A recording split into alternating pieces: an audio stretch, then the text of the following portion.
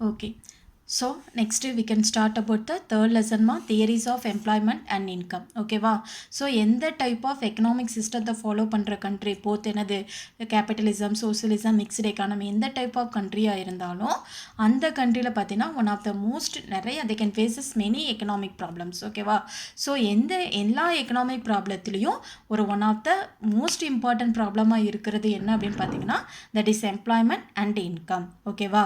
So அதனால தான் the unemployment problem is the most vexing என்னமா very dangerous. ஓகேவா? ஸோ ஒரு கண்ட்ரியில் இந்த எம்ப்ளாய்மெண்ட் அப்படிங்கிற ப்ராப்ளம் அன்எம்ப்ளாய்மெண்ட் அப்படிங்கிற ப்ராப்ளம் அரைஸ் ஆச்சு அப்படின்னா அந்த கண்ட்ரியோட ஹோல் எக்கனாமிக் ஸ்ட்ரக்சரே என்னாகும் இட் ஷுட் பி அஃபெக்டட். அதனால தான் developed country under developed country otherwise என்னது டெவலப்பிங் கண்ட்ரி எந்த டைப் ஆஃப் கண்ட்ரியாக இருந்தாலும் என்ன எக்கனாமிக் ப்ராப்ளம் ஃபேஸ் பண்ணுறாங்க அப்படின்னா இந்த எம்ப்ளாய்மெண்ட் அன்எம்ப்ளாய்மெண்ட் அப்படிங்கிற ப்ராப்ளம். ஓகேவா? ஸோ அதுக்காகத்தான் both classical economist earliest economist and also the நம்ம ஃபாதர் ஆஃப் மாடர்ன் எக்கனாமிக்ஸ்ட் அப்படின்னு சொன்னோம் இல்லையா one of the important notable economist on the 20th century. Okay so J M Keynes. ஓகேவா? So classical economist and also the JM Keynes எல்லாருமே எதை explain பண்ணியிருக்காங்க அப்படின்னா the relationship between employment and income. Okay so இந்த employment தான் என்னது most important problem அப்படின்னு பார்த்தோம். ஸோ அந்த எம்ப்ளாய்மெண்ட்டையும் இன்கமையும் பேஸாக வச்சு மெனி எக்கனாமிக்ஸ்ட் எஸ்பெஷலி யாருமா கிளாசிக்கல் எக்கனாமிக்ஸ்ட் அண்ட் மாடர்ன் எக்கனாமிக்ஸில் J M Keynes formulated many theories related to the employment and income.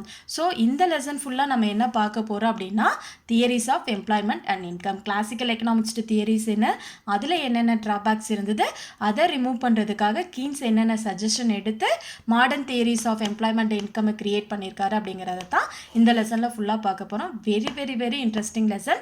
Macro economic concepts எல்லாமே ஜேஎம் கீன்ஸ் பார்த்தீங்கன்னா இந்த லெசனில் தான் இன்க்ளூட் பண்ணியிருப்பார். சரியா? ஒரு ஷார்ட் நோட் இவங்களை பற்றி பார்த்துடலாம். ஸோ ஜேபி சே இவரோட நேம் என்னடா ஜேபி சே அப்படின்னு சொல்லுவோம்.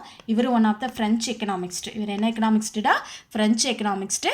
இவர் தான் லா ஆஃப் மார்க்கெட் கிளாசிக்கல் தியரியில் எம்ப்ளாய்மெண்ட் ரிலேட்டடாக லா ஆஃப் மார்க்கெட் அப்படிங்கிற தியரி வந்து இன்ட்ரடியூஸ் பண்ணார். சரியா? அடுத்தது ஜேஎம் கீன்ஸ். அவர் பார்த்தீங்கன்னா 20th centuryயில் இருக்கிற one of the important American economist அப்படின்னு பார்த்தோம். இவர் பார்த்தீங்கன்னா மேக்ரோ எக்கனாமிக் கான்செப்டில் தே கேன் எக்ஸ்பிளைன் த என்னது theories of employment and also the income. ஓகேவா? ஸோ இந்த எம்ப்ளாய்மெண்ட் தியரிஸ் பார்க்கறதுக்கு முன்னாடி நம்ம என்ன பார்க்கலாம்? ஃபர்ஸ்ட் ஆஃப் ஆல் ஃபுல் எம்ப்ளாய்மெண்ட்னா என்ன அன்எம்ப்ளாய்மெண்ட்னா எப்படி அந்த ரெண்டுக்கும் இருக்கிற கிளாசிஃபிகேஷனை we can find out means நம்ம அப்போ தான் என்ன பண்ண முடியும் ஒரு அக்யூரேட் கான்செப்டை வந்து நம்மளால் பார்க்க முடியும். சரியா? ஸோ ஃபஸ்ட்டு பார்க்கலாம் meaning of full employment. Full எம்ப்ளாய்மெண்ட்னா என்ன அன்எம்ப்ளாய்மெண்ட்னா என்னன்னு தெரிஞ்சால் மட்டும்தான் we can find out the employment theory unemployment எப்படி கிரியேட் ஆகுது அப்படிங்கிறதெல்லாம் நம்ம பார்க்க முடியும். சரியா? First meaning of full employment அப்படின்னு பாரு.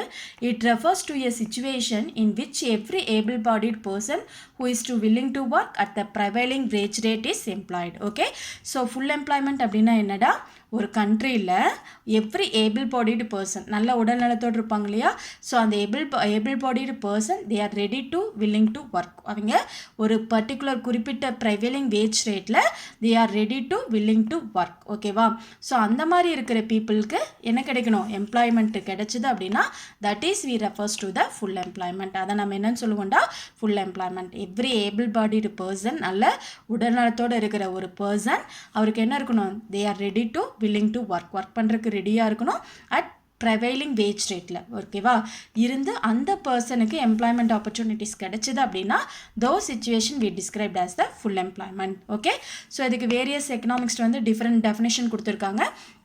அதில் ஃபஸ்ட்டு நம்ம கீன்ஸோட டெஃபினேஷன் பார்க்கலாம். சரியா? So J M Keynes define full employment as the absence of involuntary unemployment. ஓகேவா? So absence of involuntary unemployment அப்படின்னா என்னடா அவங்க என்ன சொல்லணும் வாலண்டியரியாக ஓகே அவங்களே விருப்பம் இல்லாத வேலை செய்கிறதாகும். சரியா? ஸோ விருப்பம் இல்லாத என்னது அன்எம்ப்ளாய்மெண்ட் அப்படின்னு சொல்லலாம். விருப்பமில்லா வேலை இல்லாமல் இருக்கிறது. சரியா? ஸோ அவர் என்ன மாதிரி டிசைன் பண்ணியிருக்காரு J M Keynes define as the full employment as the ஆப்சன்ஸ்னால் என்ன இருக்கக்கூடாது இன்வாலண்டரி அன்எம்ப்ளாய்மெண்ட் நம்ம என்ன சொல்லுவோம், நமக்கு இது ஒர்க்கே பிடிக்காம நம்ம செய்கிறோம் அப்படின்னு சொல்கிறோம் இல்லையா.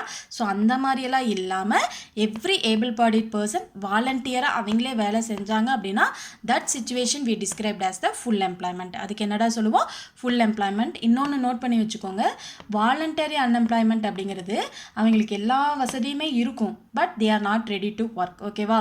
இதுக்கு பெஸ்ட் எக்ஸாம்பிள் என்ன சொல்லலாம், ஒரு லக்ஸுரியஸ் வீட்டில் இருக்கிற ரொம்ப ரிச்சு பரம்பரையாக அவங்க என்ன சொல்லுவாங்க, ரிச்சாகவே இருக்கிறாங்க அப்படின்னா அங்கே வளர்கிற பசங்க என்ன பண்ணுவாங்க, எல்லா ஆப்பர்ச்சுனிட்டிஸுமே இருந்து they are not ready to work. அந்த மாதிரி இருந்தது அப்படின்னா அதுக்கு பேர் voluntary unemployment. But involuntary unemployment options அப்படிங்கிறது விருப்பமில்லாத வேலை இல்லாமல் இருக்கிறது. சரியா. ஸோ அவங்க என்ன பண்ணுவாங்க, கரெக்டாக அவங்களுக்கு எல்லா இதுவுமே இருக்குது, அவங்க ஒர்க் பண்ணுறதுக்கும் ரெடியாக இருந்தாங்க அப்படின்னா that situation we described as the full employment. ஓகேவா. லேர்னர் என்ன டிஃபைன் பண்ணியிருக்காரு அப்படின்னா full employment as that level of employment at which any further increase in spending would result in an inflationary spiral of wages and prices. Okay. Inflationary ஸ்பைரல்னா என்னடா, ஒரு சுழற்சி அப்படின்னு சொல்லுவோம். ஓகேவா. ஸோ வேஜஸும் ப்ரைஸும் மறுபடியும் இன்க்ரீஸ் ஆகிட்டே இருந்தது அப்படின்னா ஒரு கண்ட்ரியில், ஒரு எக்கனாமிக் சிஸ்டத்தில், ஸோ அங்கே என்ன இருக்குன்னு அர்த்தம், ஃபுல் எம்ப்ளாய்மெண்ட் வந்து இருக்குன்னு அர்த்தம். புரியுதா. So these are the two definitions about the full employment. Okay. அடுத்தது இப்போ ஃபுல் எம்ப்ளாய்மெண்ட்னா என்னன்னு பார்த்துட்டோம். அப்போ அன்எம்ப்ளாய்மெண்ட்னா என்ன, அதோட இம்பார்ட்டன்ட் டைப்ஸ் என்னென்ன அப்படின்னு பார்க்கலாம். சரியா. ஸோ அன்எம்ப்ளாய்மெண்ட் பாரு, it is the problem faced when there are people who are willing to work and able to work but cannot find suitable jobs. Okay. இதுக்கு ஃபுல் கான்ட்ராஸ்ட், அவங்க ஒர்க் பண்ண ரெடியாக இருக்காங்க, they are willing to work. ஓகேவா.